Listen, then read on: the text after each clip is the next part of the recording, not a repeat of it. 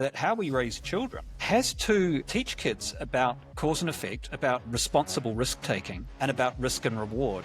And I was thinking, wow, you can actually lose by playing it safe. You can have a regular job, getting a regular income, and still you don't have safety. Bitcoin is actually the solution for not one, but a whole raft of some of the biggest challenges that we have in climate tech. So I found I had a lot of friends in the Bitcoin ecosystem very fast, and I end up not only talking about Bitcoin mining, but I've also started to look more deeply into Bitcoin as an asset class. The benefits of Bitcoin, I would say, are much greater to society than AI, but they're less apparent. In terms of Bitcoin mining, the benefits are that it can help balance grids, supply and demand. It can incentivize more renewable energy development. So now Bitcoin has actually accelerated the green energy transition. And this is not theory. This is Mark Pavlikovsky, and welcome to the TechMates podcast, where my partner Henrik and I explore how Kiwi and Aussie founders are reshaping the future and what sets them apart.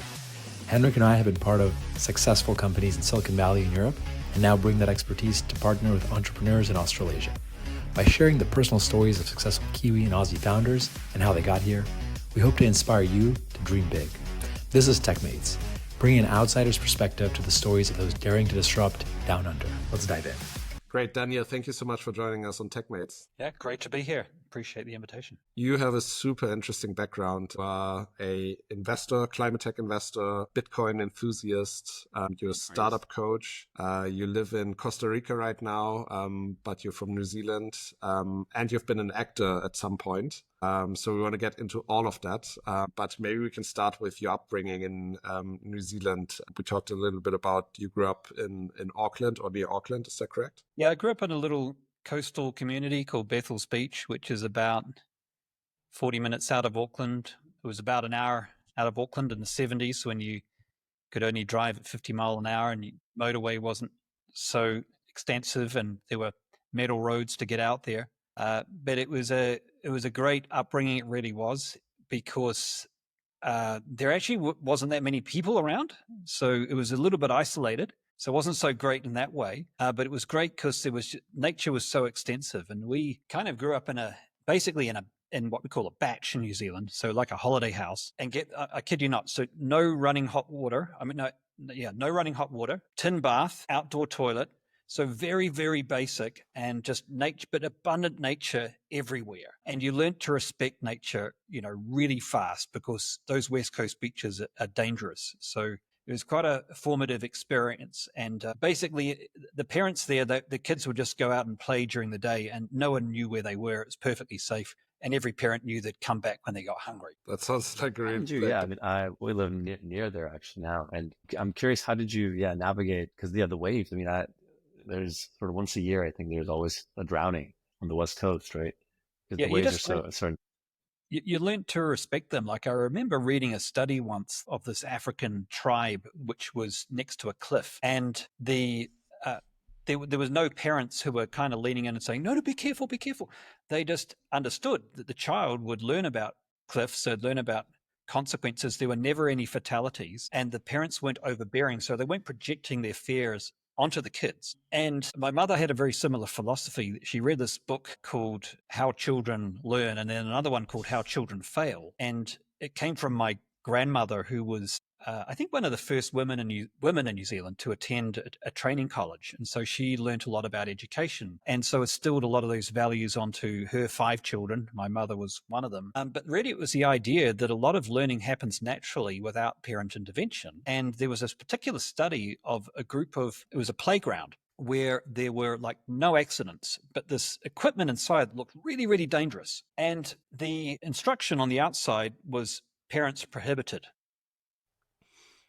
And what they'd done is they realized that most of the accidents were caused by parents becoming fearful and projecting that fear onto the child, who then became nervous and then who had accidents. But the moment they banned the parents and let the children get on with it, safety reigned and children learnt. So in terms of linking this through to entrepreneurship, I think it's a tremendously important principle that how we raise children has to teach kids about cause and effect, about responsible risk taking, and about risk and reward. And I think part of the environment I was in and the education I had, I was always encouraged to trust my own risk reward. We learned to respect the beach. We didn't mess with it. We knew there were rips. We knew it was dangerous. We just stayed away as kids. And we wouldn't venture there unless we had someone there who knew what they were doing. And even then, we were very cautious of it. So what were you into as a child? Like, what kind of hobbies did you have? Just kind of being outdoors, just sort of running around, or what were you into? Basically just causing mayhem with other kids in the area, inventing games. We didn't have a lot of toys, so nature was our toy. We'd create forts, we'd get plants and use them as flags and raid each other's forts, throw sandballs at each other. Nature was our playground and was our toy ground as well. Yes, and then you went to university in Auckland. Did you already know what you were going to do when you were a teenager, or was it just kind of going to university and figuring it out? Absolutely no idea. No idea whatsoever. In fact, when I went to university, vocation was the last thing on my mind. So I did an arts degree. I did a double major in English and philosophy with a minor in mathematics. And then when I finished that, I thought, this thing, drama sounds fun, and let's give this a go. My father had been an actor. My grandmother was an actor. And I had that, I think, the genetic desire to see what it was going to be like. I enjoyed it. And I did a year of drama. And then commerce and business was the furthest thing from my mind. So was the question, what am I going to do when I left university? So I really just did things that I enjoyed, or did things where I had questions that I wanted to learn answers to that I thought would be useful to my life, which is why I chose philosophy, for example. Interesting. I mean, did your kind of early experiences in nature, and I guess your mom being very progressive and her approach to raising, did that influence your thought process around what to study, how to approach what you're studying, what to do? Yeah, it made me much more rebellious because I could never understand why I had to specialize and either choose arts, or I had no interest in commerce, like I say at that stage. I was interested in arts and science, and I couldn't understand why I couldn't do both. And even when I did a thesis, I wanted to really bridge arts and science and write a thesis which brought two ideas together, because I wanted to study communication patterns when people were using the internet back in the mid-90s, and how this was going to affect society, how this was going to affect communication, how that was going to affect online communication, and did a study on that. And in the end, managed to find someone in each, not just department, but faculty. But I was always looking to see where are the interconnections between ideas, because that was always what interested me much more than just going down a particular tram line that was laid out for me. So I think part of that rebellious tendency, it wasn't really surprising. I didn't know there was such a thing as an entrepreneur, but the moment that I found out that there was and started to meet other people, I'm like, oh, these people like me. Entrepreneurs kind of, like, in your mind, combined everything, right? Whereas like academics were always like very siloed. You saw entrepreneurship and what they were doing as a way to actually combine. Yeah, and it got me thinking a lot about schooling as well, and how schooling really doesn't prepare us that much for, frankly, for the world that we live in at all, but specifically doesn't prepare us very well for entrepreneurship, because entrepreneurship is much more about finding the right questions to ask, whereas school encourages you much more to find the right answer to a predefined question. It's a totally different skill set.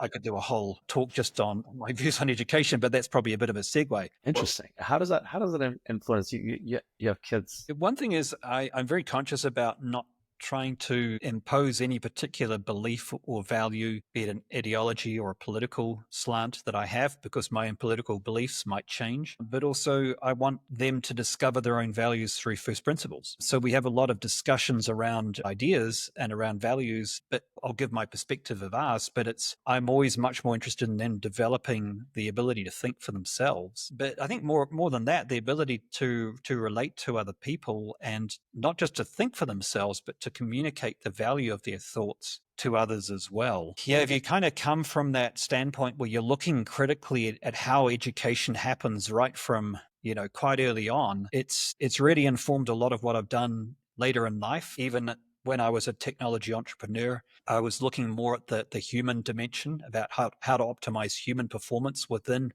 a technology company. I was looking at I could see the very direct link when I first was pitching for capital, and that a lot of whether that was going to be successful was, yes, of course, the technology and the usual suspects, path to market size, etc. But also how a large factor of it was my ability to communicate an idea. And that was something that wasn't fixed. It wasn't something that was genetically defined. It was something that could be optimized based on me learning how to communicate more effectively. And I experienced that firsthand, going from being very, very bad at pitching to then becoming quite accomplished at it and seeing how, as I up-leveled my ability to communicate ideas as a leader of that company, the company's fortunes would go ahead as well. And that got me much more interested when I moved out of that technology company to saying, okay, well, how can I, given that I care about education, how can I pass on some of what I've learned and some of what I think the whole venture capital and the wider tech ecosystem doesn't always have its lens on as much as maybe it should? And how can I speak to some of these gaps that I personally have found to be deeply impactful, not just in terms of the success of a technology company, but in terms of how you build entrepreneurs? And I distinguish advising from coaching, because advising is when you're very important. Also, I am an advisor. When you give information, so it's like filling a cup. Coaching's different. It's about extending the size of the cup so that the capability of that leader fundamentally expand such that they can scale more effectively with the company. Interesting. Okay, so is that what you did after? Yeah, how do you want to go through this? So we can go straight to that coaching stuff, or we can kind of continue on after. I'd love to go. I'd love to go back just a little bit before we get into the coaching, and love to learn more about how you came across entrepreneurship. So you said at some point you discovered that there's a thing called entrepreneurship. Do you remember how that happened? Like, did you meet some people who inspired you, or what was the moment where you discovered that whole new world? It was completely by accident. So what happened was I had been working part of my time as an actor and the part of the time as a project manager in different IT companies. And I never really, I'll be honest, to start with, I never really took IT particularly seriously. I had that good mathematical brain, so I could get by and do all right in that industry. But for me, it was always a side gig while I was waiting for my next big acting role. And so a lot of actors that have side gigs working in restaurants or cafes, or I had a side gig in the IT industry. So I never really saw it as a career. And then at some point, why was that? Why did you not think it was a career? I never saw it as a career because acting just felt like much more fun, and it felt like that was much more in my genetics than IT at that point. And then I was made redundant from the role that I was in. And I was thinking, wow, you can actually lose by playing it safe. You can have a regular job getting a regular income and still you don't have safety. So that was great, because talking about risk, it took away that idea that I was doing something low risk by being an employee. And it was about that time that a good friend of mine that I'd met at the first technology company that I joined, which was actually an internet startup, he said, hey, I've got this idea about a bioinformatics technology that we could create. Do you want to work on it together? And if I'd been working for another company, I probably would have said no. But because I'd just been made redundant, I said, well, I've got a whole lot of time and it's not going to cost me any money, any less than I'm currently getting, which is zero. So yeah, let's give it a go and see what happens. And so it was really just that I thought, well, that's a cool idea. It was about, at that time, it was the early to mid 2000s. The idea was the human genome had just been sequenced by Craig Venter, but we didn't have good technology to be able to visualize that and make that available to the average molecular biologist. So kind of like the same challenge of how do you make a computer available to a non-computer scientist that Steve Jobs and Steve Wozniak solved in the 60s. We wanted to solve the problem of how you make a normal molecular biologist able to do bioinformatics without being a bioinformatician or having to do Unix command prompts or be a computer scientist. So we basically developed a tool that solved that problem back in the day, and it's still around and doing well and used in most research institutes in the world today as a result.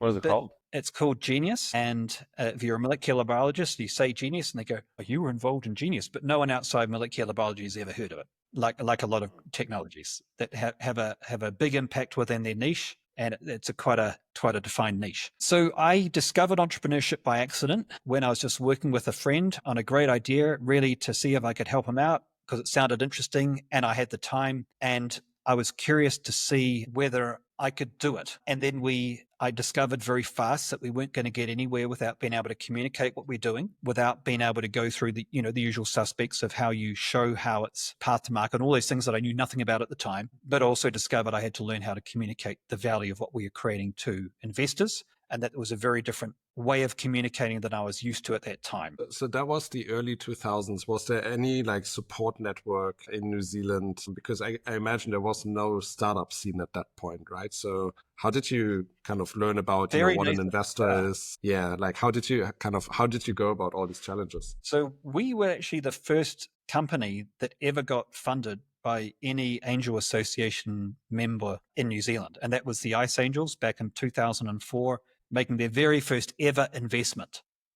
Not only was it, that's right, the company was called Biomatters, the product's genius. And so not only were we new, but the whole ecosystem was new as well. So it was like, well, we didn't really know what we were doing, but the investor community really didn't know what they were doing either, because they'd never really gone through the process of due diligence. And so they were learning, we were learning at the same times. And as a result, it was a very long process. We engaged with an angel investment group who'd been gathering for about 18 months, and they hadn't made a single investment, because for them, they were used to investing in real estate or farms or shares in publicly traded companies. And this was fundamentally different. So there wasn't that maturity that comes with understanding risk and reward that you get in a more established community. So, it was hard. It was hard going, and there were many times where, frankly, we almost gave up. But what we noticed was as soon as we got an investment, the next investment landed within 2 months. And very shortly after that, there was a whole raft of other investments that came through. How much money did you raise at the time? It was about $200,000 back in 2004. Not a huge amount.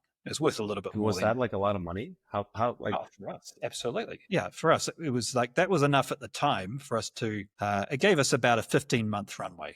2 people or maybe more?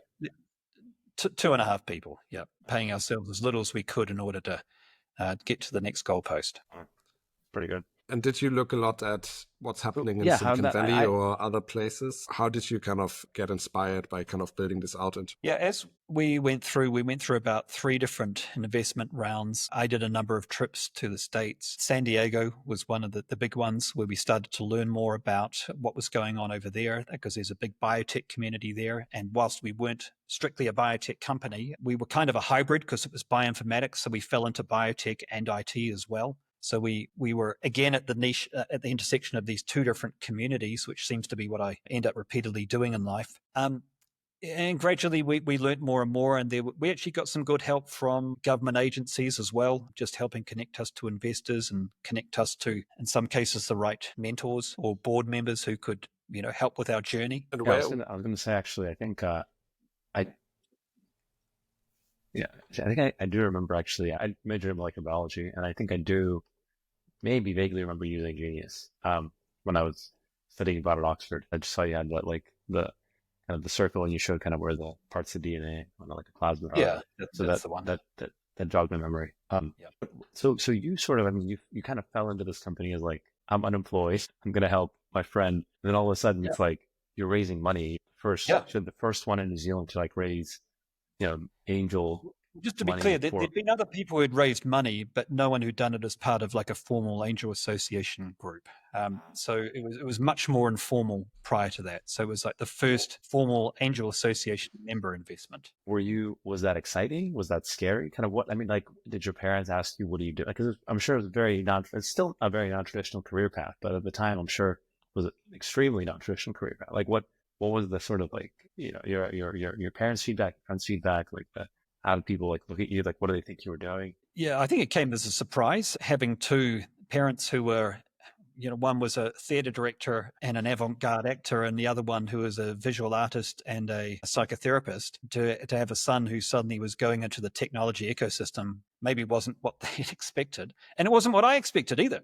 It was the furthest thing from my mind. But again, it spoke to the mathematical side of me, spoke to the science part of me, but it also was fascinating because a lot of the techniques that I learned in drama school, I found had tremendous crossover into what I found myself doing as the CEO of a nascent technology company. And that was to do with how you deliver a message, how you have presence, realizing it wasn't just the message, but the delivery of that message that really mattered, and leadership presence. And I think as soon as I realized, there were moments when I thought, what on earth am I doing? I definitely had imposter syndrome. I thought there were people way better qualified than me to do this role. Why am I doing it? Many, many times. But where I gained reassurance was realizing that whilst my path certainly wasn't a traditional path. There were people who knew much more about technology, much more about economics, much more about investment than I did. The combination of skills that I had was quite unique and could, as long as I recognized where I had gaps and recruited people into the team who covered those gaps, then you could still build a team around where your strengths were. And I think that's so important. There's no one right style of leader, whether it's a small tech company or whether it's a large publicly listed company. So the most important ingredient in leadership, particularly someone who has the mandate to be able to hire and fire, is to have self-awareness, to know where you're strong, to know where you have gaps, and then to recruit the best possible people into those gaps. Then, how was that whole journey? So one of the first things was to find a board who obviously had the networks we didn't have and I didn't have, to find other executives for the company who had the financial acumen, had that background, who had the operational experience that I didn't, to learn from them, to work with them, and to work out what I shouldn't be doing that they should. Because not only did I not know about it, but even if I spent time learning about it, I would never have the natural acumen that they did because they were just better disposed to do that sort of work. And so my role was very much, the champion, the cheerleader, raising capital, making sure that the company was, working together, reporting to the board, less on the operational side, knowing the financials, but not trying to run them. And I think as soon as we had that full team, that was the point at which I thought, okay, this company actually has a show of being successful now. You knew nothing about biology, right? Very little. No, and that was the other thing. I didn't cut a single line of code. I mean, I was a coder, but I wasn't a good coder, so I steered away from that stuff. So again, knowing what you're not strong at is super important as well. So recruiting people who were great coders. And part of my mission was to really think, to set ourselves challenges. I talked about asking the right questions. So the wrong question to ask is, where am I going to find some coders? The right question to ask is, where can I find the coders who Google would be proud to have, that are going to allow us to do things that are otherwise impossible, that are going to give us a competitive advantage, even though we have very little money and very little exposure to the sorts of partnerships we would have if we were based in Europe or in the US. And so we had to play to our strengths, and we had to be really cunning in how we recruited. I remember basically every year looking up who'd won the programming competitions and then working out strategies to approach and find who those people were. And then, of course, that same skill of how you pitch to them. I would say the most important pitches that I gave were not the ones to investors, although they were super important. The most important pitches we gave were actually to our future rockstar software developers who built the software not only faster and better, but they did things that otherwise would have been impossible for other people to do, given the amount of capital we had. That's cool. That's cool. Any other interesting learnings or anecdotes? How long did you run the company for? I ran it for 3 years, and then I knew it was time to move on, because the sort of leader we would need to move it forward was different to who I was. And so again, it comes down to knowing yourself. And I could also feel that I was being pulled, that whilst I loved the experience of running a technology company for 3 years, I knew it wasn't really what I came into the world to do. There was something else calling me. I knew it was something to do with coaching. I didn't know quite what, but it was time to find the next person to come in and run that company. So my last pitch was basically to my replacement to find that person. She was amazing. She helped grow the company. And so part of that duty of care as a founder, where you're recognizing, okay, if it's not going to be me, I've got to find someone who's better than me for this, not as good as, better than, for this next stage of the journey. So again, it's asking the right question, something that feels outside your comfort zone, which is hard, not something which is easy. Was that hard to admit to yourself? I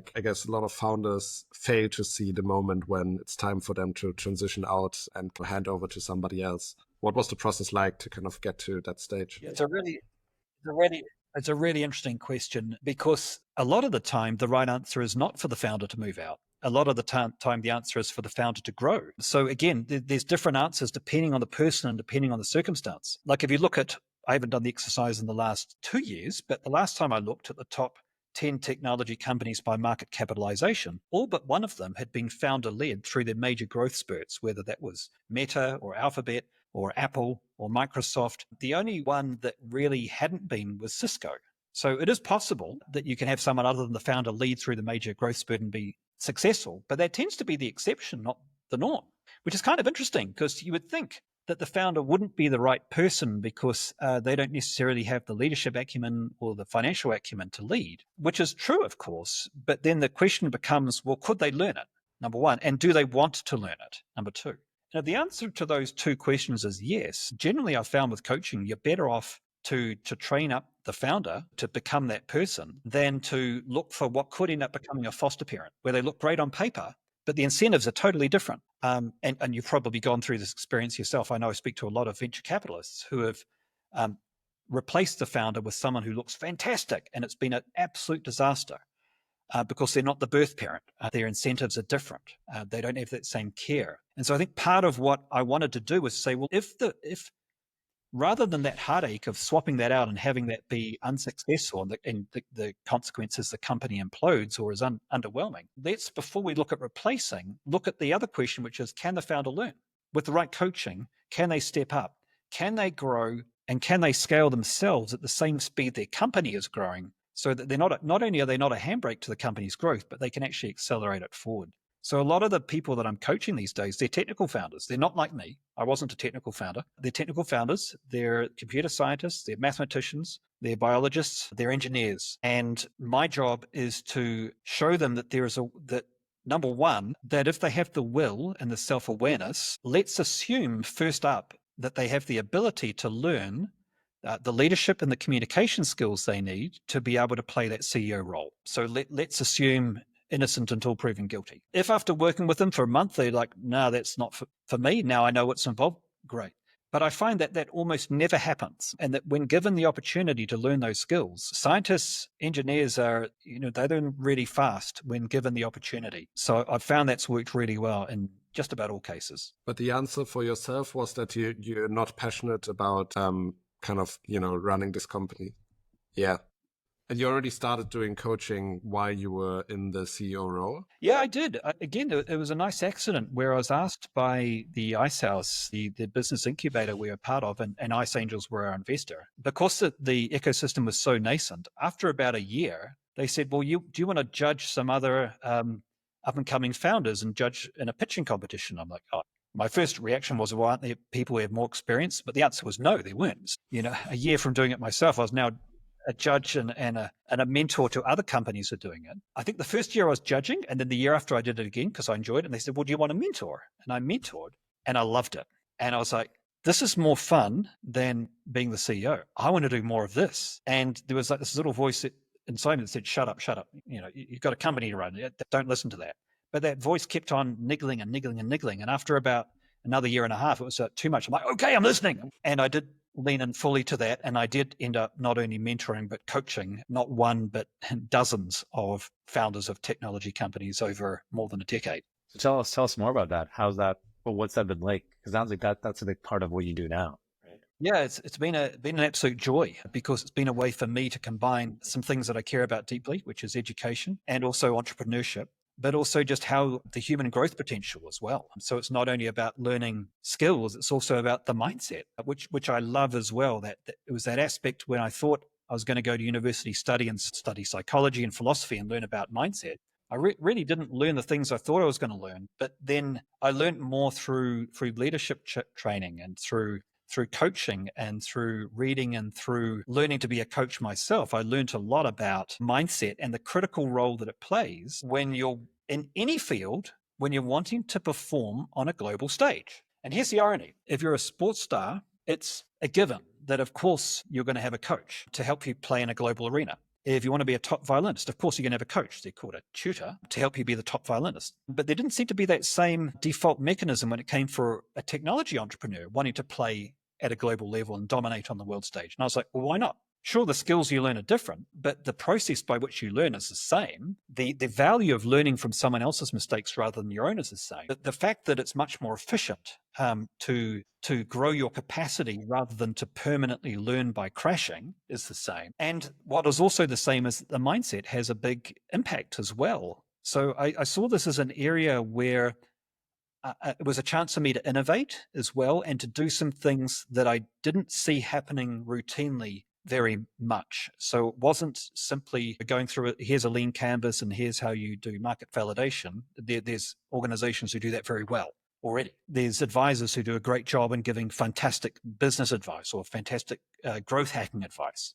Didn't want to do that stuff. Again, wasn't the problem to solve, and it's not what I was drawn to. What I was drawn to much more was, how do you scale people? How do you scale leadership? And I saw these three different legs. It was like, for me, there were three things that were critically important in the growth of a technology company: technical scalability, business model scalability, and people scalability. And because of the nature of the venture capital ecosystem, it was founded by computer scientists and people from the finance world. So naturally, it defaulted to the financial side and the technical side, but it wasn't founded by people who understood about education or about coaching. So that was a blind spot. But we've had these examples in the tech ecosystem, people like Bill Campbell at Kleiner Perkins Caulfield Bayer, who was coach to, among other people, Steve Jobs, Eric Schmidt, the Google founders, Jeff Bezos briefly, and really had some phenomenal impact. And I realized he wasn't an anomaly. Again, that he was plugging a gap that that was recognized as being tremendously important, but just wasn't something that people often had their lens on within this technology ecosystem. So it's been a chance not only to help grow people, but also to innovate and to bring that same passion for innovation I had as an entrepreneur, and to bring that same passion to the world of coaching as well, within a sector which certainly didn't then have a big reputation for recommending coaching a lot of the time. And so as a coach, what I do is work with two things. I always say, what's the pitch that you really want to give, but you can't yet because it's not true yet? And they'll tell me, and I say, okay, so now what are the actions you could take so it would be true? So for example, they say, well, it'd be so cool if we had this letter of intent from this customer. I said, well, have you asked? Typically the answer is no. So, well, okay, there's an easy way to make it more likely that someone's going to want to engage, because you've taken a vague promise into something that's in writing. And obviously not all letters of intent are created equal. So then it's about working out, well, why haven't you asked? Often it's a mindset. People don't want to hear the word no.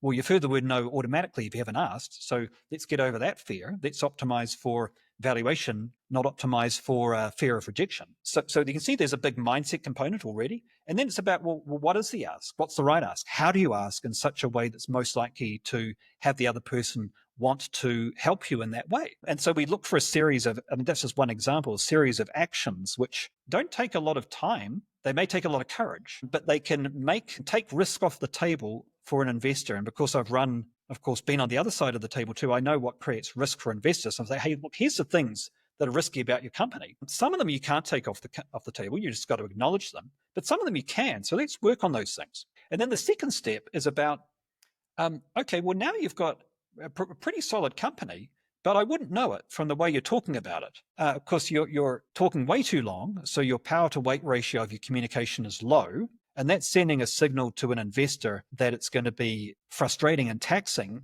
being in a relationship with you. And they're also going to be reading in that that's the way you're going to communicate when you talk to customers. And that's going to be a turnoff. So you've got to exhibit the same communication skills they're going to want to see, that give them the confidence that you can grow your business by talking to partners, investors, future rockstar developers, and potential customers in the future. And then we just work through a system I developed, which encompasses the message, the delivery aspect, the mindset, but also the tactical dimension of pitching. And then again, you get to see immediately, has that been successful or not? And then typically it's not always, but usually they're successful, those engagements. And then that provides the reason to say, okay, well, now you've got over, it's like getting over the start line of an America's Cup race. It's great to be in pole position and to have the wind in your sails. You still got a race to run. So there's a whole lot of skills in front of you, some of which are to do with pitching, but a lot of which aren't. They're new skills, which you're also going to have to learn to be able to now optimize the runway that you've created for yourself and to minimize the chance of risk along the way. And so because we've worked together and it's a two-way thing, it's quite easy for us then to work out whether we're going to continue to work beyond that pitch or not. And typically we do. So that's one way it might work out. And the other way is if I'm running my own, we've invested in a company and we say, well, look, we can't insist that you get coaching, but we would really strongly recommend it because it's one of the things that frankly de-risks our investment. And we think it's going to make your life much easier as well. And if I've led the due diligence, I'll recommend another coach and vice versa. So we have that separation so that I'm able to play, I can do the bad cop stuff you have to do when you go through due diligence, and someone else can be the good cop on their side as a coach. And that delineation is actually really important. Daniel, you said something that struck me I'd never heard before, which was the power to length ratio, what you're saying. The power to weight ratio of communication. Yeah. So if you think So I about a never heard Formula that One, before. Yeah. well, it's a phrase I repurposed for talking about pitching. In a Formula One race, it's not about power. It's about how much power do you have relative to the weight of the vehicle. That determines whether you have an optimal chance of winning the race. And of course, you still got to have a great driver who can drive it. So every new thing you put on, it's not about does it make it more powerful? Does it decrease drag or increase thrust? It's about does it decrease drag or increase thrust relative to the additional weight you've put on? And is it enough to counteract the additional weight? And so a lot of communication, a lot of pitches will have some communication which is good, but it's not great. And it's at the wrong time. It's too early. The investor doesn't need to know about it. So pitching is a subtractive art, which is about how do we get this vehicle down to something which looks more like Formula One. So we're getting rid of all the surplus appendages because people only have so much bandwidth. And you might be listening to 5 pitches in a day or more. And so the one that stands out is going to be the one that has the highest, you can say, signal to noise ratio or the highest power to weight ratio in terms of its communication. Wow. That's cool. And I think that applies for a lot of things, right? Like you're hiring people, like you want, like that's a very good way of thinking about it. I think, a lot of times you might feel like, oh, hiring more people is good, but actually you probably want that power to weight ratio of your employees, right? I often say that startup companies, there's no hiding. Maybe in a big corporate, you can be unproductive and no one notices except yourself and a couple of people around you. But that's not the case in a startup because, again, the power to weight ratio, it's so pronounced. Every new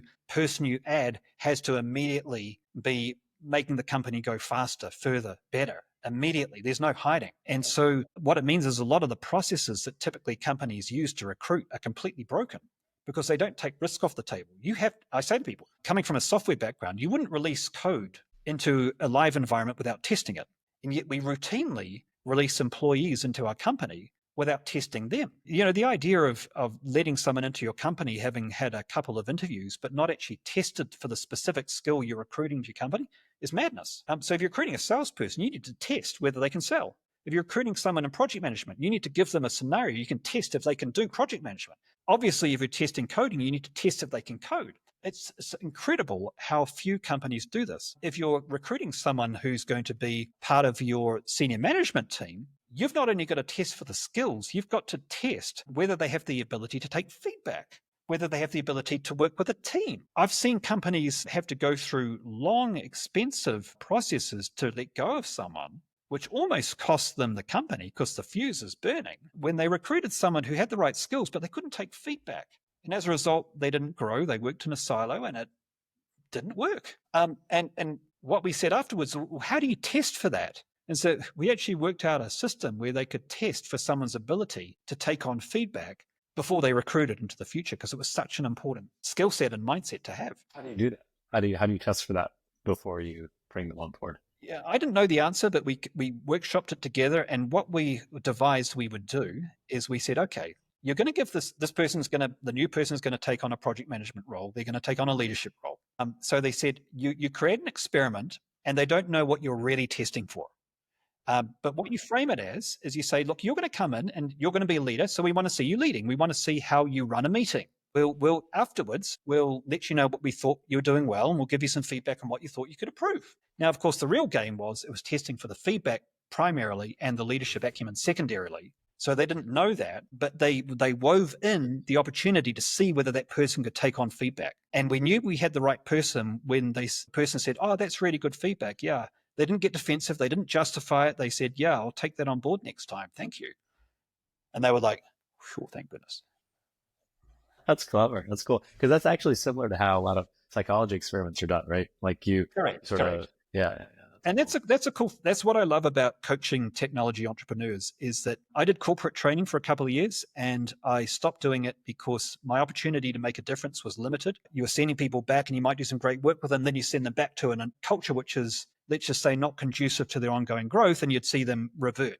Whereas with a startup company, it's like you can work from inception. You can help a company get the right culture and the right values, optimize for excellence, optimize for bold move taking, optimize where everyone in the company takes responsibility, not only for their core role, but for growing the business and innovating. And then it just becomes self-perpetuating, where every new person you drop into that company just takes on the DNA of what you've created. So it was much more rewarding.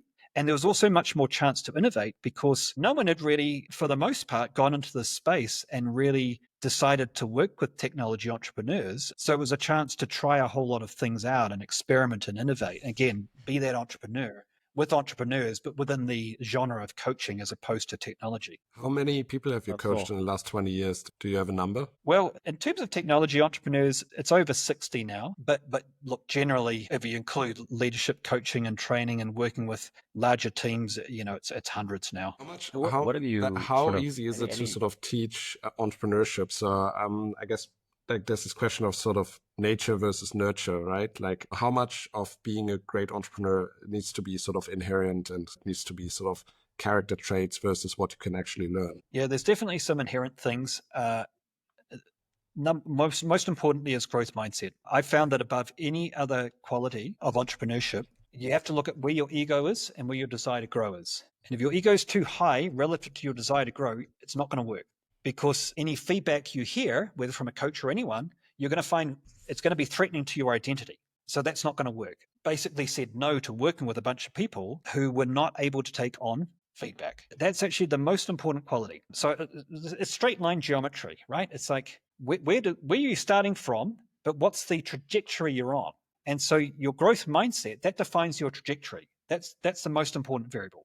The second most important variable is where you start. Obviously, you'd rather start here than here. But given the choice, you'll take a lower starting point with a higher trajectory over a higher starting point with a smaller trajectory every single time. But of course, you want both. And so in terms of that starting trajectory, I would say someone who fundamentally understands the difference between risk avoidance and risk mitigation is absolutely key. The one thing that will kill entrepreneurship, or possibly even a technology company, is if you have even one person who's a co-founder who is trying to avoid risk. It will not work. So I often say entrepreneurs don't like risk. That's a stereotype. We all have the Richard Branson stereotype of this crazy risk-loving dude. The reality is he's not that. He's very calculated. Whenever he purchases business, he's got a plan B and a plan C. So that's a media myth that doesn't really help us. Entrepreneurs don't like risk any more than anyone else. But the thing is, we have more tolerance to it. We can tolerate uncertainty for longer periods of time. We can tolerate uncertainty long enough to work out, hey, this is risky. It's not comfortable. How do I take risk off the table? And I'm comfortable being uncomfortable whilst I work that out. So that mindset is very important as well. And is there, so you work with entrepreneurs in different sort of regions in the world, right? Both in sort of the Americas and New Zealand, Australia. Is there like a different inherent risk appetite between different cultures that you worked in? I don't really think there is. I thought I might discover there was, but I think it has less to do with geography and more just to do with, I would say, upbringing. Definitely there's a big nurture component, a little bit of genetics as well. I mean, some people just seem to be more favoring, there's an order and chaos part of the continuum. We know from research that people with ADHD actually tend to do better as entrepreneurs and worse as employees, for example. So there are certain, genetic factors, but there's also a lot that happens in terms of how someone's brought up that will change their risk tolerance as well. I'm less concerned with, how much someone knows about entrepreneurship, whether they've gone to learn all these, because that's the easiest part to teach, actually. The much harder part to teach is to reform a mindset, to reform a belief system. As long as a person has the ability to learn and they're intelligent, they're smart, and they want to take on feedback, and they have a mind that's capable of taking on feedback, then it's a lot of these things that I coach, they're not rocket science, but it's not about, the latest Harvard Business School report about this manifestation of leadership principle that you write about in some erudite journal. That's not going to help you. It's about pick up the phone, call this person, get over your fear of rejection. Now, you've done it. How easy was that? I didn't die. The company moved ahead. Right. Now, how do we ritualize that so that doesn't become a one-off thing when your coach is on the phone with you, but how do you coach yourself to do that so that becomes a repeated pattern of interaction? And then number two, how do you make sure that when you're taking these more bold moves, that you're saying things that are not what would inspire you to say yes, but inspiring the other person to say yes? How do you apply the principles of software design, which is first you design, then you build, and then you test, and then you debrief? What does that look like applied to leadership communication? What does that look like to a customer journey, to a customer discovery journey? Well, first we design our communication before we say it, right? And then and we should test it out on someone, particularly if it's a high stakes conversation, such as a pitch. We want to test on some other people, preferably some representative sample. So not our team, because they already know the product. So some other people who don't know the product. And then we want to debrief afterwards so we learn. Now, that seems obvious, but most of our problems in life is that we don't do the obvious. How many people's meetings look like you schedule time so you're not just up to the eyeballs half an hour, but you actually leave yourself time to design what you're going to say before you start saying it. Or you leave yourself time after the meeting to reflect on what you said so you can pick up 2 things in 2 minutes. What worked that I'll reuse, and what would I do differently next time based on what occurred? But if you just leave like 2 minutes either side of this meeting, then again, you're designing the meeting, which means you have fewer bugs in the code being your communication. And then you will debrief afterwards, which means that's the essence of Kaizen. You're putting yourself on a continuous improvement path, as opposed to you get to the end of the day, you haven't learned anything, you can't even remember who you talked to, let alone what you said to them. I mean, if somebody's listening to this right now and they're a founder and they're kind of, in the grind, they're in the middle of it, they feel like they can't take time to, go find a coach and get coaching. What kind of advice, is there anything that, you found kind of like the 80-20 where like, here's 2 or 3 things that you do that will like most of the time guarantee improvements and your efficiency and your performance. So it's a little bit like you're chopping down a tree with a blunt axe where the sharp end looks like the back end, which is not sharp. You're stressing out. It's really hard work. It's taking all of your energy. And someone says, hey, why don't you sharpen the axe? And you shout at them, I haven't got time to sharpen the axe. Can't you see I'm trying to cut down this tree? So it's really a false economy. Time is not the right variable. The right variable is time is actually the worst determinant of success. That's why entrepreneurs who simply think they can work 100-hour weeks to get successful, that's not the winning strategy. It's not to say you shouldn't work more than 40 hours. You absolutely can. But it's that's not what's going to make the biggest difference. And in fact, if you work too much, you could actually get a diminishing return. In fact, usually do. The variables that are much more important is not the time, but the energy you have, the skills you have, the communication acumen, your ability to pitch ideas to other people, your ability to debrief, and your habits and your belief systems. They have way more impact than time. So that's the first thing. And the second thing is that coaching's not about giving you a whole lot of homework exercises in a theoretical environment that are going to steal your time. It's about doing what you're doing already better. So typically the conversations I have is, right, what's the conversations coming up in the next week? Right, well, let's design them first. So those will be better conversations. Let's work out some strategy. What are the needle moving actions for this next week? Oh, it's going to be talking to my founder about this thing that I've been avoiding. I've been putting it off because we had this clashing of heads and we've kind of haven't been gelling as much and haven't been talking about key aspects of the business. Oh, what's the consequence of that? Oh, well, product delivery is behind and it's not as fun anymore and I'm having thoughts of leaving. Well, that sounds pretty severe. Well, why don't we lean into that conversation and work out how to have it? That's the first thing that I'd say. But the second thing is really, it's so important to give yourself time to pause. And again, it comes back to the theme of time. How do you pause? Because when you pause, a couple of things happen. Firstly, like an athlete, you can overtrain, right? And if you're training too much, the body doesn't get time to recover. In the same way, if you're working too much without break, the mind doesn't get a chance to recover. Self-awareness levels go down, frustration levels go up, stress levels go up. Everyone else can see that you're overwhelmed and you're stressed, but because your self-awareness levels have gone down, you don't notice it. And then you just believe that that's a pattern you just have to continue because that's just what everyone does. And so it's really important to break that pattern. Optimize for self-awareness, not for number of hours, number one. Give yourself those places to pause in the day, in the week, in the quarter, and in the year. And when it's a year, one of the things I always get founders to do is take a real break. Like, don't take your phone with you and have it on and that's not a break. That's just being a founder in a slightly more pleasant location than your office, right? And that's not a break. A break means when you have a chance to rejuvenate, yes, when you have a chance to recharge, when your energy levels go back up again, but also when you get new ideas about the business. And you only get those new ideas when you step away from the business. Otherwise, you're too close to it. It's like you don't see the patterns when you're right in it. You've got to zoom out to that 20,000 feet, look at it from a distance. And that happens when you're on break, when you're not getting the calls constantly about some little thing that's happened. And the second thing is, it often comes up, well, I can't do that. I don't have a team I can rely on or I can trust to do it. Well, that reflects on you as the leader. That's your responsibility. That's not your team. So if you don't feel you have a team that you can rely on to do the things that you think only you can do, there's two solutions. One, you delegate. And two is you recognize you can't delegate yet. So you coach until you can delegate. And the third thing is just about letting go. It's like, what's the worst that can happen? Put a safety net in place. But then at some point, you just got to let go. And the question with delegation is not, will it be quicker if I do it? If that had been my strategy for delegating, then I'd still be washing the dishes every night. My daughter wouldn't be, right? Because certainly the first time I asked her to do it, it was much quicker for me to do it than for her. And the second time, and probably the 20th, maybe in the 50th time. But had I not taken that step to delegate and to coach, then I'll still be washing the dishes. And so that's an analogy for how, well, it's not just an analogy, but it's how learning happens. You only learn, and a company only grows its human capability when you're continually handing off things that currently only you can do to other people. And by doing that, two things happen. Number one, it frees up more of your time to step up and do things that scare you, that you probably weren't doing because you're too busy doing the things that were in your comfort zone.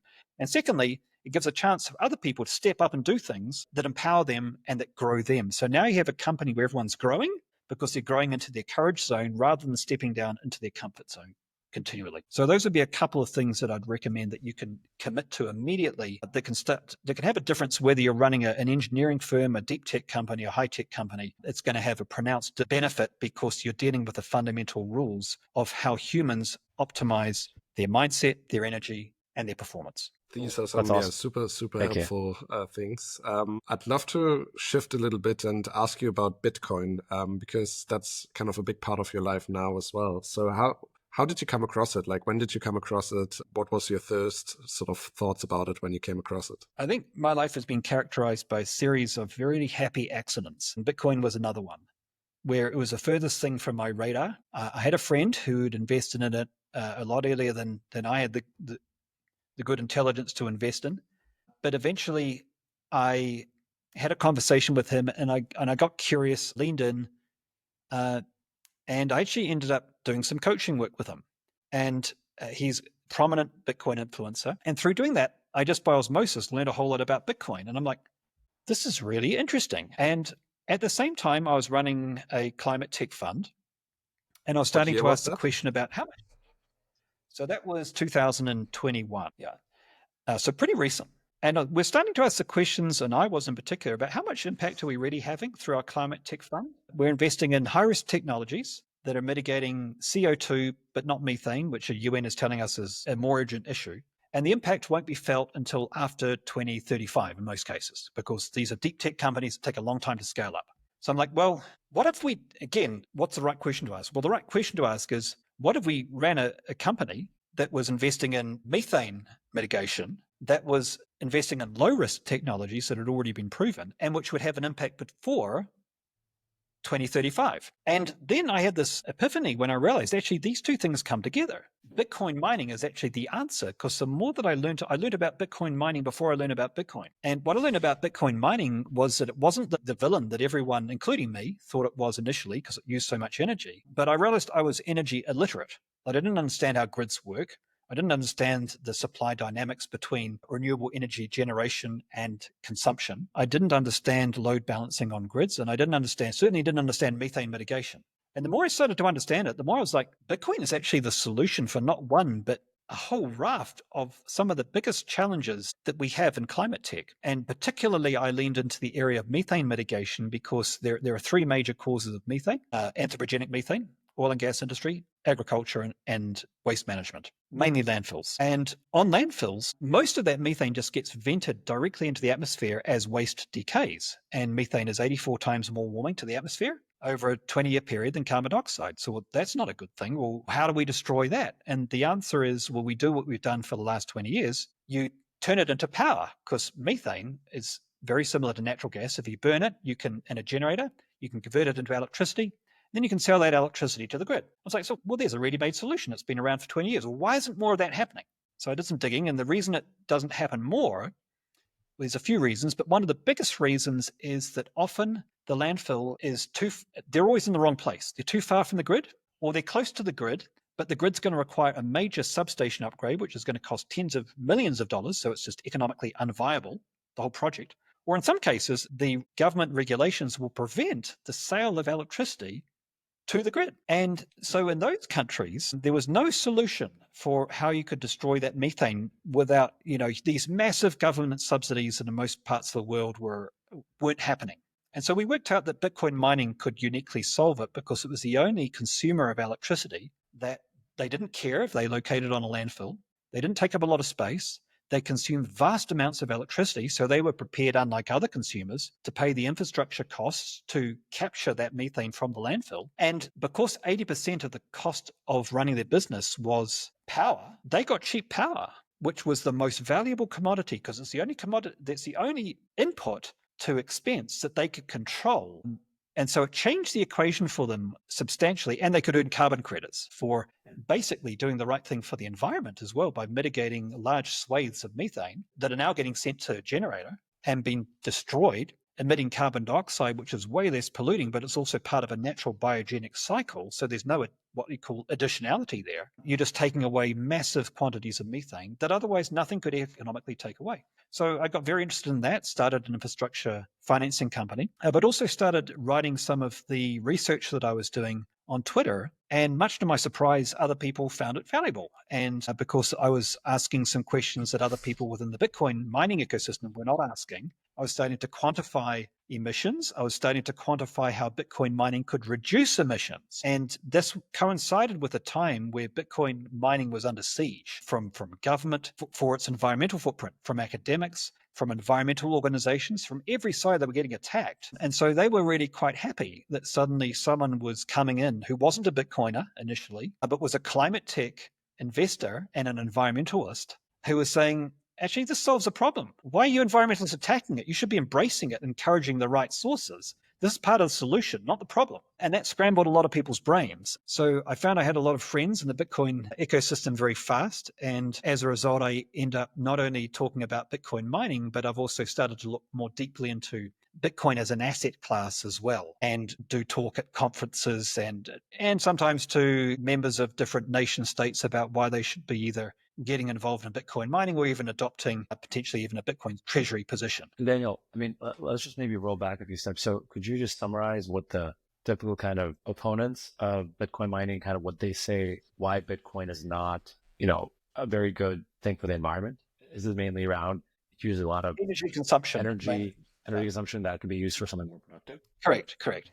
So there's two things in parallel. Number one, it uses a lot of energy. That is true. And number two is a value judgment. Because the utility of Bitcoin and Bitcoin mining is, number one, it's not immediately apparent. It's not like something we would use every day, such as an AI chatbot, where we say, yeah, that uses a lot of energy, but I personally benefit from it, so it's okay. We kind of rationalize that. The benefits of Bitcoin, I would say, are much greater to society than AI, but they're less apparent. And so there's a gap. And so people can't see the value immediately. And so there's a sense of, well, it uses a lot of energy. It doesn't seem to have any value apart from a speculative asset. Well, that's not good. And then we latch on. And to be honest, that was my initial assessment as well. So I'm criticizing myself and my initial value judgment. We have this tendency to reach conclusions very fast because we have to, because we live in a noisy world, and we don't often do deep analysis of things. And it was only really through being challenged by one of the CEOs of one of my investee companies that I had another look at Bitcoin and discovered that when I analyzed deeper, I was this, boy, was I wrong moment. But I think very few people get the right challenging at the right time, so they don't get to that moment. They stay at the level that I was at of that initial value judgment. It uses a lot of energy and it's not useful. To walk us through, it's tremendously useful.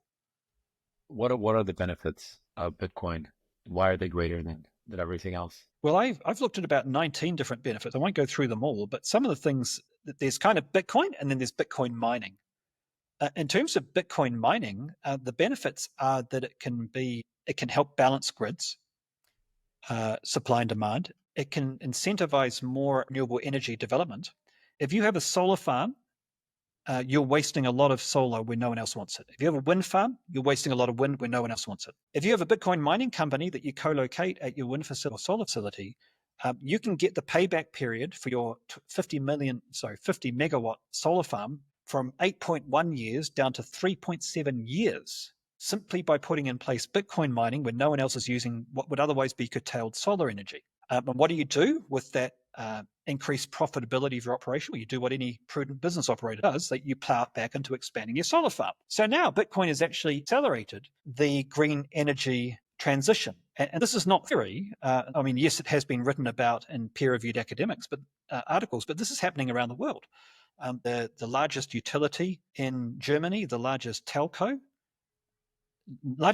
in Germany, the largest utility in Japan, are now using Bitcoin for this exact reason on their stranded and wasted renewable energy. So it's literally accelerating the green energy transition measurably. So that's on the Bitcoin mining side. And then on Bitcoin side, the advantages are pronounced, but the ones that I get the most excited about are the ones that you don't see in the developed world. Bitcoin's biggest utility is it does for developed countries what the mobile network did when you didn't have lines. So in the West, we have banks. So banks do a kind of an okay job. Okay, sometimes you have bank runs and sometimes they charge too many fees and sometimes they're slow and cumbersome. We want to wire money overseas, but generally they just kind of work, right? And so the idea of having a smartphone and being your own bank, it's like, yeah. But if you are in a country or in a continent like Africa or sub-Saharan Africa or Latin America or in Afghanistan or Iran or Gaza or Lebanon even, you don't have a strong banking rails. You don't have a liberal democracy that you live in who's going to, for the most part, not unbank you for saying the wrong thing. And you don't have a stable currency that won't get hyperinflated away in double digits every single year. So if you have even one of those three factors, then Bitcoin is not a nice thing to have, but it's a difference between being able to run a business and not. It's a difference between being able to receive payment and not. It's a difference between seeing your savings inflated to zero and not. It's a difference between being able to speak freely without fear of repercussions, financial repercussions, not. So it becomes a tool of human freedom, human sovereignty, preservation of wealth, and entrepreneurship by being able to set up businesses, receive and give payments, because you literally have now to be your own bank with someone else who also has Bitcoin, and you don't even need a smartphone. You can actually do it on feature phones, $10 old Nokia feature phones. You can transact on Bitcoin. So some of the things I get most excited about are the things you never see that are reported on the media, but not that much. It's unlike every other technology because of course, coming from the tech ecosystem, I look at technology adoption. And generally what happens with tech adoption is the West benefit from it first, and then we saturate that and it's, okay, let's think about Africa, let's think about China, let's think about fill in the blank. Bitcoin's working the opposite way. It's the developing world who's benefiting from it first. Not to say there aren't pronounced benefits in the West as well. I mean, I use it to transact with someone who co-writes my newsletter in Kenya, not because I'm a Bitcoin advocate, but because we looked into how we did it without Bitcoin, and it was just, forget it. Trying to get money from Costa Rica to Kenya just wasn't going to work without enormous fees and delays. Isn't everything you're saying kind of better served by stablecoins? Not everything. Not at all. I did ask this question early on. The problem with stablecoins is you still got counterparty risk. You still have an IOU. You're not actually custodying your own money. It can still be cut off by a centralized institution, which again may not be so much of a concern in the West, but outside the West, it's absolutely a concern. And so having a truly decentralized form of finance is really important because you've cut out the opportunity for your transaction being delayed, surveilled, or censored, all three of which are non-trivially likely to happen as soon as you step outside the West. Yeah, I mean, we pay some of our kind of developers and ETH, and which generally kind of similar to Bitcoin in terms of kind of volatility, and it went down by like 10%, like a day after we sent it, and they were like, "Hey, we lost some money." Right? So that's a thing that, like, how do you think about that? I mean, that's pretty typical thing for for both Bitcoin and ETH. They go up and down, right? They go up 5-10% maybe in a day, it could go even more depending on kind of whatever's happening. How do you account for that risk? And is that trade-off kind of worth it? Yeah, for me, it's like when I send money across to the writer of my newsletter in Kenya, um, he's got a choice. He can either leave it in there, and yes, it can go down 10%. It can also go up 10%. And in fact, if you're thinking long term, if you look at the 4-year moving average of Bitcoin, it's up and to the right. It looks like a nice steady hill.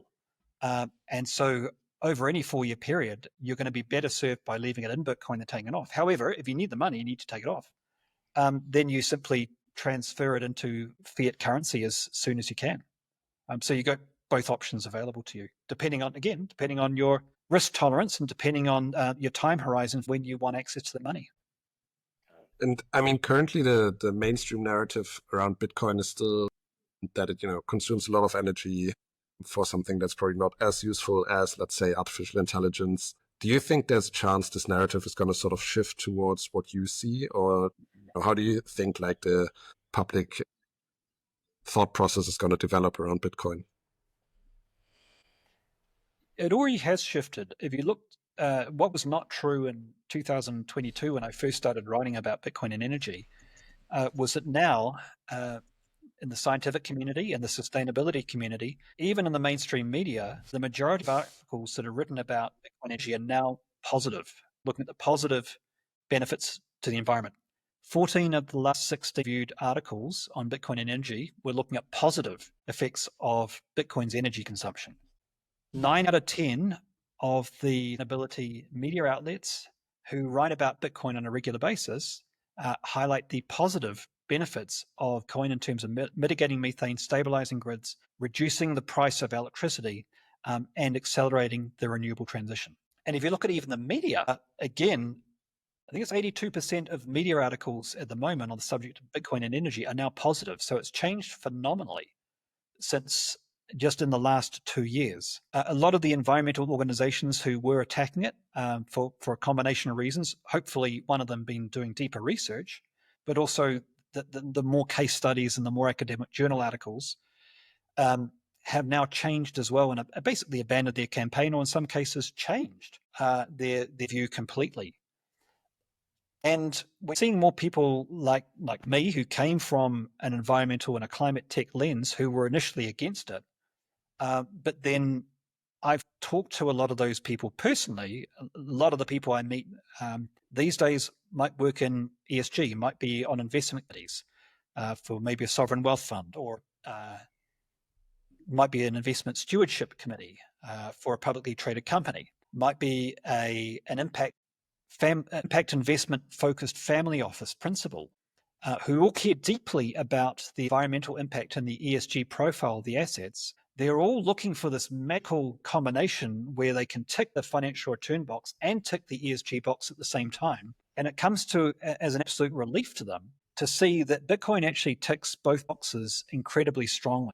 And for sophisticated investors, it's quite an easy mindset shift, because all we do is we say, well, look, would you use what was written in the mainstream media 3 years ago as a basis of your investment decisions? Well, of course you wouldn't.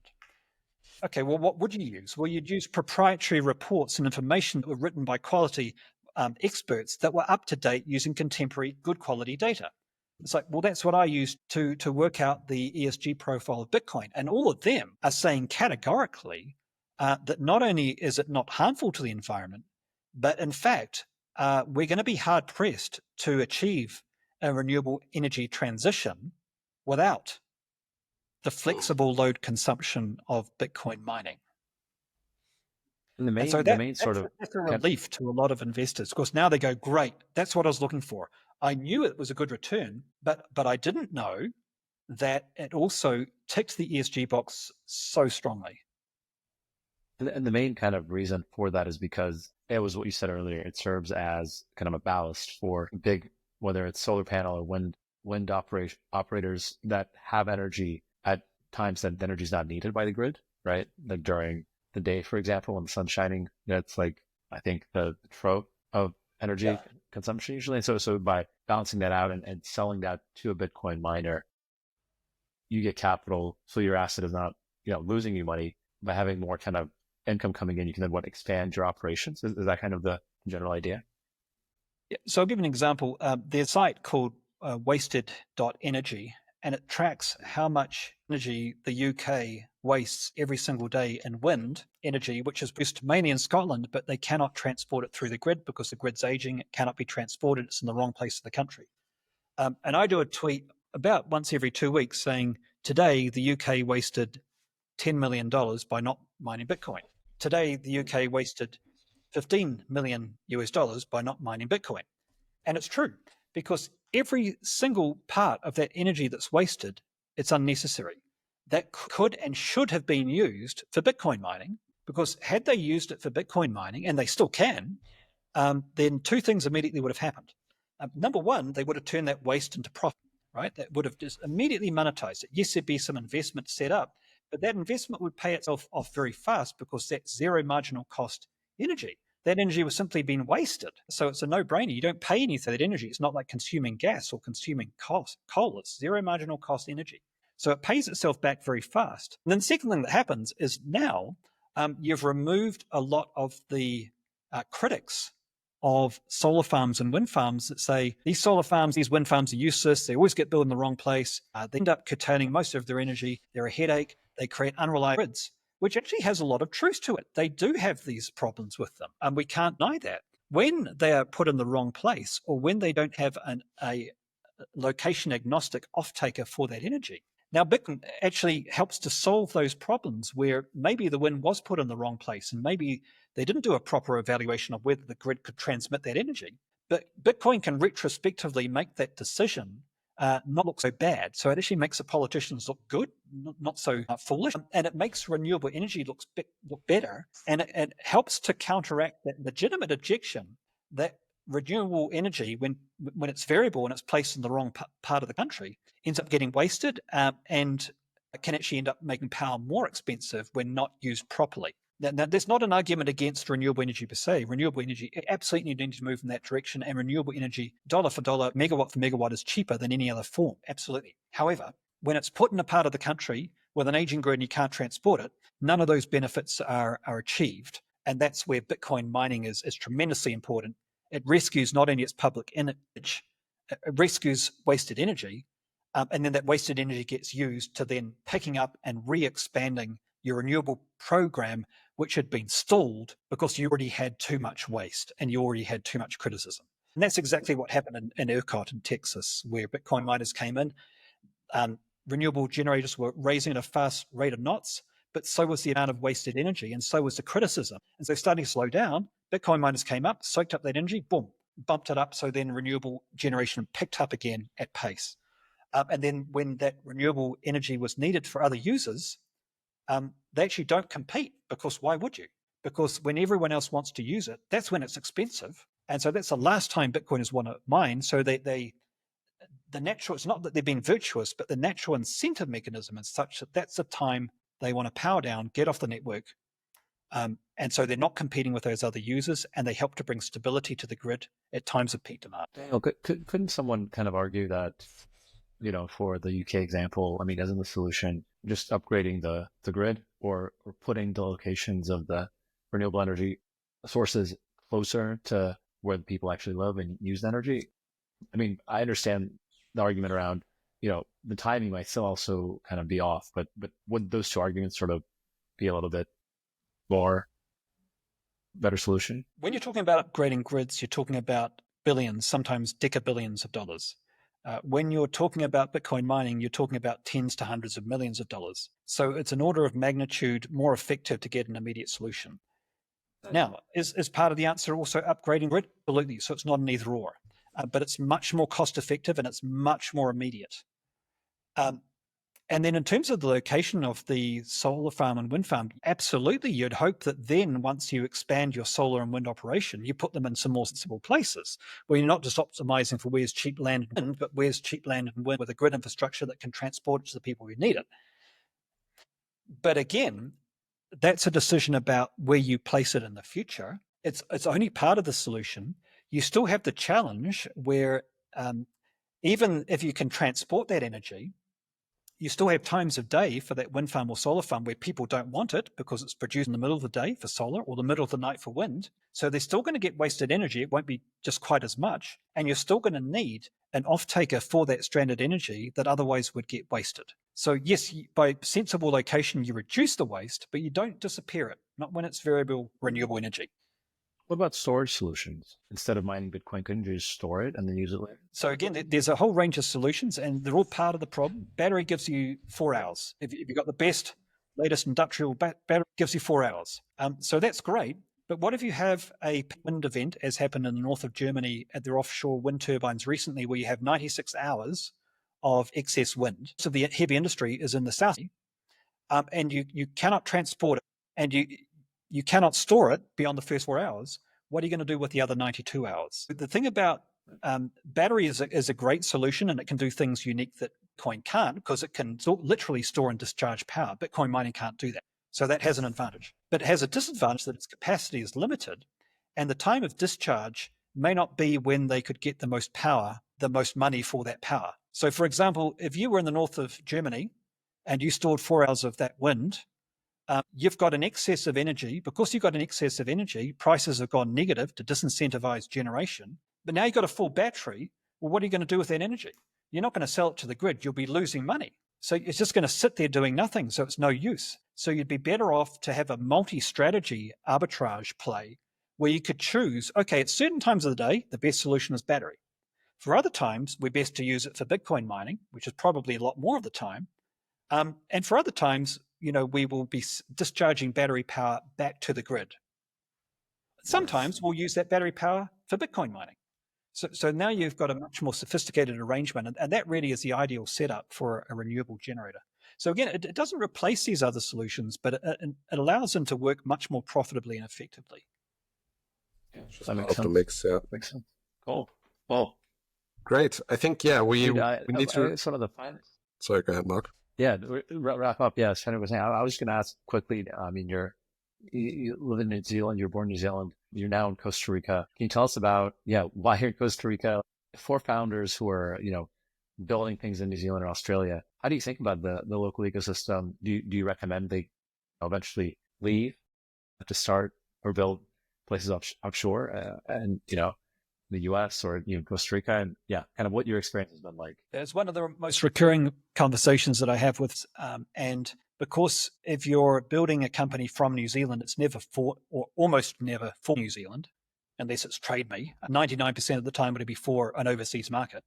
Sometimes, like us, it doesn't matter if you're not located there because you're selling software over the internet, and ours was a business to consumer product. But if it's a B2B or if it's a business to consumer, which requires more of a touch point, then at some point, most companies are going to have to look at some form of overseas relocation. And there's no right answer. What I say is that you just, like, got a founder I'm talking about, there's this exact thing right now. And we've worked out he absolutely needs, okay, there's no question about that. So the question is not whether he does it. The question is who does it, how does he do it, and when does he do it? And what's the transition in between, such that he's got all the intelligence he needs in advance so that he sets up in the right geography rather than need to move to the US, then move to the US. Oh, we're in the wrong part of the US, now we need to move again. Let's get it right first time. Let's do a reconnaissance mission. Let's get in the habit of, what's the next step? Well, the next step is I need to spend 3 months there. I said, okay, what's the consequence of that? He said, well, my partner's not going to like that. I said, okay, well, is there some way that you can get her involved? Can you bring her over as well halfway through? And we actually brainstormed that was possible. And so it was like, it wasn't 3 months, it was like 6 weeks and then 4 weeks, right? So it was kind of stage managed quite well, but it gave them both a sense of what it would be like to move and whether it was going to be him or whether it was going to be someone else. And again, you've got to make the right decision for not just what's right for you, what's right for the business, but what's important is that you lean in and you do what's best for the business. So it's like there's no question that someone needs to move to the US, and it needs to be pretty soon, and we need to get some data. Okay, second question, is it going to be you? And if it's not going to be you, then who's it going to be, and how are you going to get the right people there as soon as possible so that they can grow the business? And is that really going to work? So they're tough conversations, because if you've got family, if you've got networks, you've got friends in this country, there are consequences to that relocation. But I think, again, it's about everyone is different. Whether you're, a single person in your 20s is going to have a different consideration to a married person with 2 kids in their 30s. So working out what works on a case-by-case basis is most important. But there are many, many ways to do it. But generally, there's no way to avoid at some point leaning in and not delaying it too much because it's inconvenient or because it's going to mean upheaval. Cool. And why? Why Costa Rica? Costa Rica, because there's lots of landfills in Latin America that have, it's a modern enough country that they have gas capture systems to get methane out of the landfill, but it's not modern enough that they are regulated, so they're already doing something to destroy their methane. Cool. And do you have any advice for people who are kind of like you, in their early 20s, don't really know what to do with their lives, but, have heard about entrepreneurship, not really sure if they want to go into it? What's your advice? Find out early. It's just run an experiment. I've tried to run my life like a series of experiments while minimizing the downside if the experiment doesn't work out the way I hope. And that's worked out extremely well for me. I've ended up leaning into some things, including going to Costa Rica. Well, I always just ask myself 2 things. It's number one, what's the worst that can happen? Number 2, what's the probability of that occurring? And then secondly, what's the best that can happen and what's the probability of that occurring? And that's just a really good way to make decisions. And the worst that could happen was we sell up in New Zealand, we get to Costa Rica, the family don't like it, we have to move back again, we have to move somewhere else. Okay, was that catastrophic? Well, no, it'd suck. We'd probably lose some stability. We would have had a nice experience. We would have learned a great deal. That's the worst that can happen. What's the probability of that happening? Well, it's actually fairly high because there's 4 people in our family and it only takes 1 person not to like it and it doesn't work for the whole family. So that's a fairly high probability, actually, which is why I moved in my 50s and not earlier on. But again, it was like, what will happen if I don't do it? Well, we look back and say we had this incredible opportunity to mitigate methane in a country that was beckoning us. But because of some fear that may or may not have transpired, we didn't take that step. Would I regret it? And the answer would be yes. And it's like, well, what does my gut say? And my gut was saying, do it. Move. It's the right time. 2 years later, it's like the time might not be right anymore. Your kids are at an age, it's the right age. You're ready. Do it. And we have, and it's, some days I've doubted it, but overall it's been the right decision for us. There's been things that have opened up that otherwise could not have if we hadn't taken that step. And I'll still come back to New Zealand, may end up living there again one day. But right now, this is the part of the world that's been calling me, and it's having decided what I want to do. That's the part of the world that I need to be doing it in. Awesome. That's I think a really good note to end on. Daniel, thank you so much for joining us. This was a fascinating conversation. And thank you for spending so much time with us and talking through your experiences. It's been fun. Thanks for inviting me along. Yeah, appreciate Thanks. it. Thank you, Daniel. Thank you for tuning in to TechMates. If you enjoyed this episode, be sure to subscribe, leave a review, and share it with friends. We'll be back soon with more stories of Kiwi and Aussie founders reshaping the future and disrupting down under. Until next time, keep dreaming big and daring to disrupt.